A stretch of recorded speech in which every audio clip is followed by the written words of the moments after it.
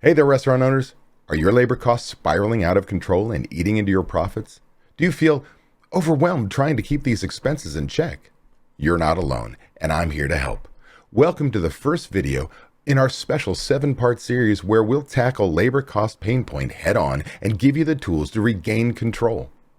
Each video in this series will cover an important step to help you manage and reduce your labor costs effectively. Whether it's auditing, timekeeping, cutting down on unnecessary overtime, or optimizing your schedule, we've got you covered. So stay with me and let's solve this problem together one step at a time. Ready to get started? Let's dive into today's tip and take the first step towards controlling your labor costs. Hey there, Restaurant Pro. This is Dave Scott Peters, restaurant expert, coach, and creator of the Restaurant Prosperity Formula. Today, we're looking at staff clocking in too soon. Are your employees clocking in too soon? Step 1 is check that your staff is not clocking in too soon. No brainer, right? Every minute costs, and those extra minutes add up quickly. Make it a habit to audit your timekeeping regularly. So do know that this starts with proper planning.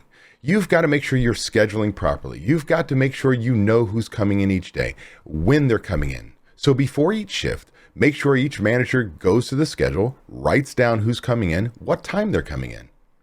Then throughout the day, they've got to periodically check the POS system, right? Make sure that in the morning, we're checking that what time people are clocking in. Because if people are clocking in too soon, we put ourselves in a position where every time the clock goes tick, you owe.